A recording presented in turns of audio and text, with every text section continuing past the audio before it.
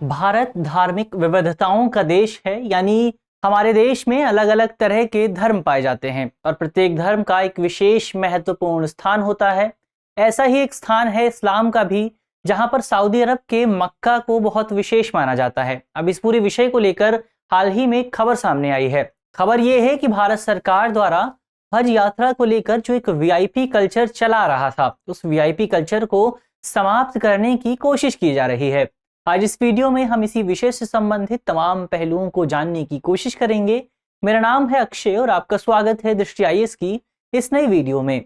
Video शुरू करते हैं और वीडियो शुरू करने के साथ सबसे पहले अपनी रूपरेखा को समझ लेते हैं।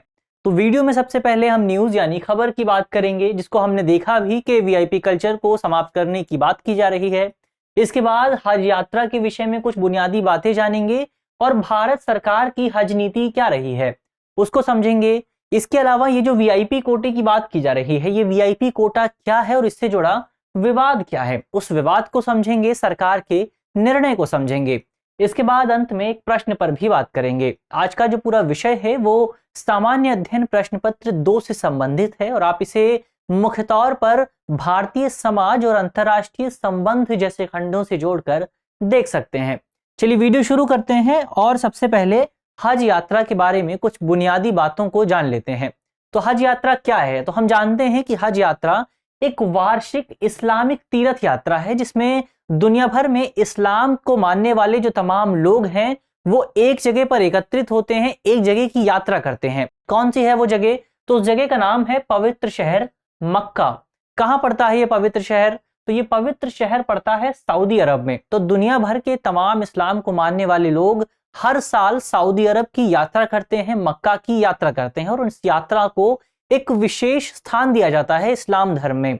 इस्लाम धर्म के नियमों के मुताबिक जो भी लोग शारीरिक और आर्थिक रूप से सक्षम हैं, सशक्त हैं, शारीरिक रूप से, आर्थिक रूप से, उन सभी लोगों के लिए इस यात्रा को करना अनिवार्य है। हज यात्रा को करना अनिवार्य है। हालांकि उन लोगों को कुछ छूट दी गई है जो या तो शारीरिक रूप से सक्षम नहीं है या फिर आर्थिक रूप से इतने सशक्त नहीं है, उन्हें इस पूरी यात्रा के लिए कुछ ना कुछ छूट जरूर दी गई है। इसके अलावा इस यात्रा के विषय में और बात करें तो ये यात्रा जो है एक निश्चित अवधि के दौरान आयोजित की जाती है और ये अवधि जो है वो इस्लामिक कैलेंडर के मुताबिक जो अंतिम महीना है, जिसे हम ज़ू अल हज्जा के नाम से जानते हैं, इस महीने में हज यात्रा को आयोजित किया जाता है। ग्रेगोरियन कैलेंडर में देखें तो ये जो महीना है ये जून से जुलाई के आसपास पड़ता है। तो इन्हीं महीनों में भारत में हज यात्रा का आयोजन किया जाता है। इसके अलावा इस पूरी यात्रा के दौरान जो लोग यात्रा करते हैं, जो यात्री होते हैं, उन्हें तमाम तरह के रीति रिवाजों का पालन करना होता है, तमाम तरह के नियम मानने होते हैं और ये जो रीति रिवाज हैं ये मुख्य तौर पर 5 से 6 दिनों तक चलते हैं।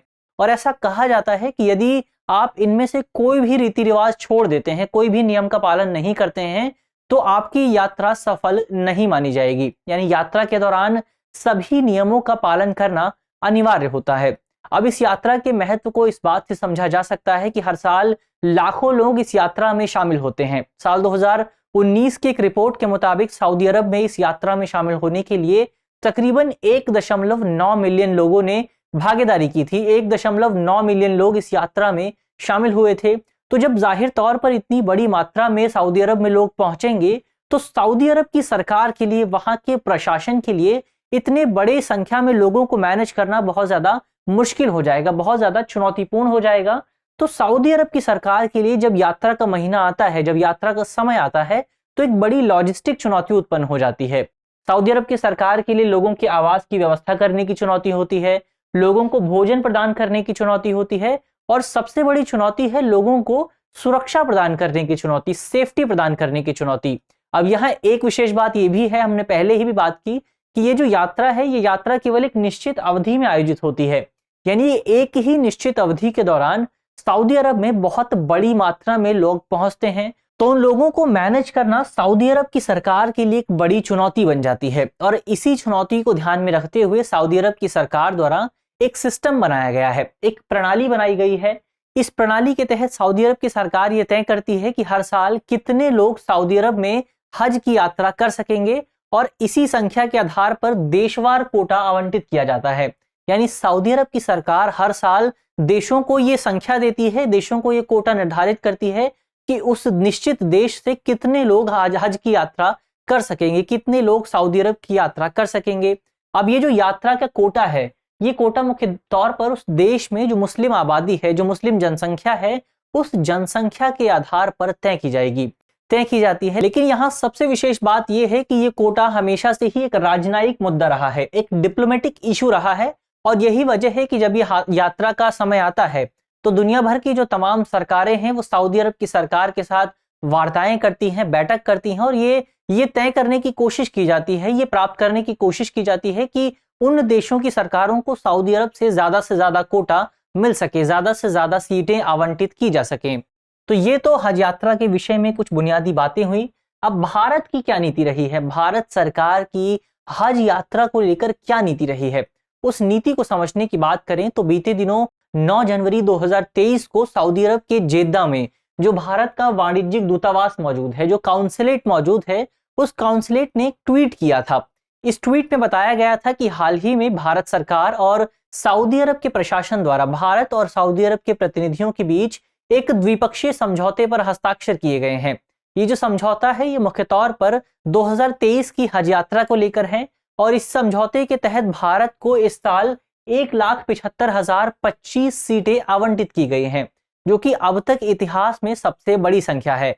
यानी इस बार सऊदी अरब में हज यात्रा करने के लिए भारत के तकरीबन 1,75,025 लोग जा सकेंगे, जो कि बहुत बड़ी संख्या होती है। तो अब इन सीटों का किस तरह से आगे चल के प्रोसेसिंग किस तरह से की जाती है, आवंटन कैसे होता है, उसको समझने की कोशिश करें। तो मौजूदा जो नीति है हज यात्रा को मैनेज करने के लिए, भारत में जो मौजूदा नीति है उस नीति को साल 2018 में बनाया गया था, लेकिन इस नीति का जो पीरियड था वो बहुत कम था। ये नीति 2022 में एक्सपायर हो गई, बहुत छोटे पीरियड के लिए बनाई गई थी, और सरकार का कहना है कि सरकार जल्द ही इस संबंध में एक नई नीति को पेश करेगी। लेकिन अब तक जो परंपराएं चलती आ रही हैं, जो ट्रेडिशनल रूप से जो नियम रहे हैं, तो ट्रेडिशनल नियमों के मुताबिक सऊदी अरब की सरकार भारत को जो सीटें आवंटित करती है, उन सीटों को आगे चलकर भारत का अल्पसंख्यक कार्य मंत्रालय 2 हिस्सों में विभाजित करता है। 70% सीटें भारतीय हज समिति को प्रदान की जाती हैं, जबकि 30% सीटें निजी संचालकों को प्रदान की जाती हैं। भारतीय हज समिति की बात करें तो भारतीय हज समिति अल्पसंख्यक कार्य मंत्रालय के तहत काम करती है। इसका प्राथमिक कार्य भारत में हज यात्रा से संबंधित जो तमाम पहलू हैं, उन पहलुओं का नियंत्रण करना है, उनकी देखरेख करना है। अब यहाँ एक सवाल और उठता है कि आखिर इन दोनों के बीच अंतर क्या है, निजी जो संचालक हैं और ये जो भारतीय हज समिति है, इन दोनों के बीच अंतर क्या मौजूद है। तो जो सबसे बड़ा अंतर है वो किराए का अंतर है। जो निजी संचालक होते हैं, यदि आप निजी संचालकों के जरिए हज की यात्रा करते हैं तो आपको 6 से 8 लाख रुपए तक का किराया देना पड़ सकता है। लेकिन यदि आप भारतीय हज समिति की सहायता से यात्रा करते हैं तो यह किराया मात्र 4 लाख के आसपास रहता है। यानी जाहिर तौर पर किराए में एक बड़ा अंतर देखने को मिलता है। इसके अलावा एक बड़ा अंतर सुविधाओं को लेकर भी रहता है। अगर आप जाहिर तौर पर निजी संचालकों के माध्यम से यात्रा करेंगे तो आपको बेहतर सुविधाएं मिलती हैं, जबकि यदि आप सरकार के जो सहायता से यात्रा करते हैं, यानी भारतीय हज समिति की सहायता से यात्रा करते हैं, तो सुविधाएं तुलनात्मक रूप से कुछ कम जरूर हो सकती हैं, हालांकि यात्रा उतनी ही बेहतर रहती है। तो ये तो कितनी सुविधाएं, कितनी सीटें आवंटित की जाती हैं, उन आवंटन की बात हुई। अब इसके बाद जो सीटें निजी संचालकों को आयोजित हो गई वो हो गई। इसके बाद जो सीटें हज समिति को आवंटित होती हैं, उन सीटों में 500 सीटें तो भारत सरकार को दे दी जाती हैं, भारत सरकार को कोटे के रूप में दे दी जाती हैं, और इन्हीं सीटों को हम सरकारी विवेकाधीन कोटा कहते हैं, यानी वीआईपी कोटा कहा जाता है। इस पर हम आगे बात करेंगे। फिलहाल एक सवाल जो जरूरी है वो ये है कि 500 सीटें तो सरकार को मिल गई, जो शेष सीटें बची वो कहाँ गई। तो जो शेष सीटें बचती हैं, उन बची हुई सीटों को राज्यों के बीच विभाजित कर दिया जाता है।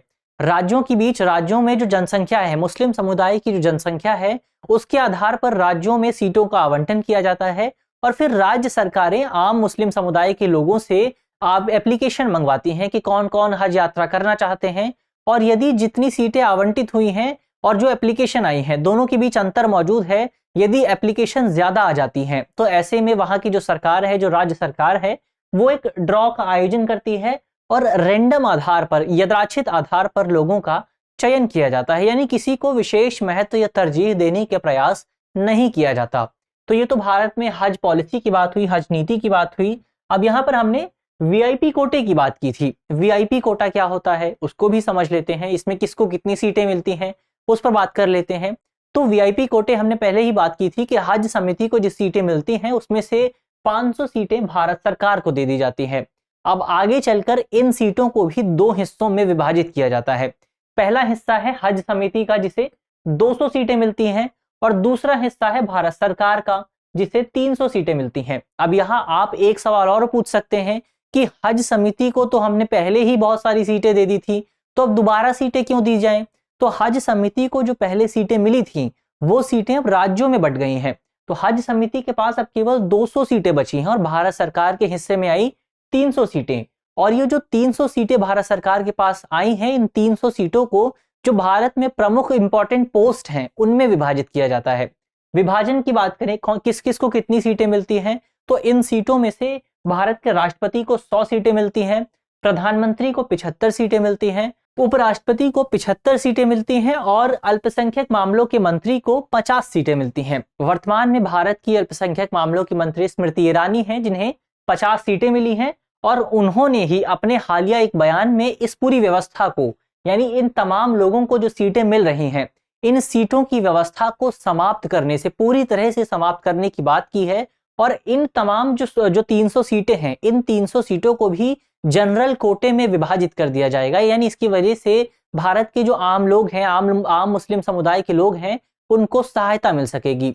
लेकिन एक दिलचस्प सवाल यह है कि आखिर हमें इस तरह के कोटे की व्यवस्था की जरूरत क्यों पड़ी, इस व्यवस्था को क्यों शुरू किया गया था? तो इस व्यवस्था का प्राथमिक उद्देश्य उन लोगों की मदद करना है जो लोग सामान्य एप्लीकेशन के प्रोसेस से स्लॉट प्राप्त नहीं कर पाते हैं। तो ऐसे में वो एक व्यवस्थित, एक विशेष प्रक्रिया के जरिए इन तमाम लोगों के सामने आवेदन दे सकते हैं और इस आवेदन के जरिए उन्हें सीट प्राप्त हो सकती है। लेकिन विवाद कहाँ खड़ा होता है, विवाद की बात करते हैं। तो इस पूरे विषय में जो सबसे प्रमुख विवाद है वो वीआईपी संस्कृति को लेकर है, वीआईपी कल्चर को लेकर है। अक्सर पिछले कुछ समय से, बहुत लंबे समय से कई जानकारों द्वारा इस तरह के आरोप लगाए जाते रहे हैं कि इस पूरे वीआईपी कोटे की व्यवस्था की वजह से भारत में वीआईपी संस्कृति को, वीआईपी कल्चर को बहुत ज्यादा बढ़ावा मिलता है, और इस पूरे कोटे की व्यवस्था में केवल उन्हीं लोगों को सीट प्राप्त हो पाती है जो लोग भारतीय प्रशासन में बड़े बड़े ब्यूरोक्रेट्स को जानते हैं, बड़े बड़े राजनेताओं को जानते हैं, केवल वही सीटें प्राप्त कर पाते हैं। और इस पूरी व्यवस्था की वजह से भारत के आम लोगों को, भारत के गरीब लोगों को कोई भी फायदा नहीं मिलता है। और ये पहली बार नहीं है जब ये मामला चर्चा में आया है। इससे पहले साल 2011 में भी सुप्रीम कोर्ट ने इस पूरे विवाद की सुनवाई करते हुए अपने एक निर्णय में कहा था कि ये जो वीआईपी कोटे की संस्कृति है, इस संस्कृति को पूरी तरह से खराब धार्मिक प्रथा के तौर पर संबोधित किया गया था। इसके अलावा सुप्रीम कोर्ट ने साल 2012 के अपने डिसीजन में ये जो वीआईपी कोटे की सीटें हैं, इन सीटों को 5000 से घटाकर 500 कर दिया था। इसके अलावा सुप्रीम कोर्ट ने अपने इसी डिसीजन में हज यात्रा पर जो सब्सिडी दी जाती थी पहले सरकार द्वारा, उस सब्सिडी को भी फेज आउट तरीके से कम करने की बात की थी। सुप्रीम कोर्ट ने सरकार को सुझाव दिया था कि सब्सिडी को धीरे धीरे कम किया जाए और जो पैसा बच रहा है उस पैसे को भारत में मुस्लिम समुदाय के सशक्तिकरण के लिए, उसको और ज्यादा सशक्त बनाने के लिए खर्च किया जाए। और इन्हीं निर्देशों का पालन करते हुए भारत सरकार ने साल 2018 में हज सब्सिडी को पूरी तरह से समाप्त कर दिया था।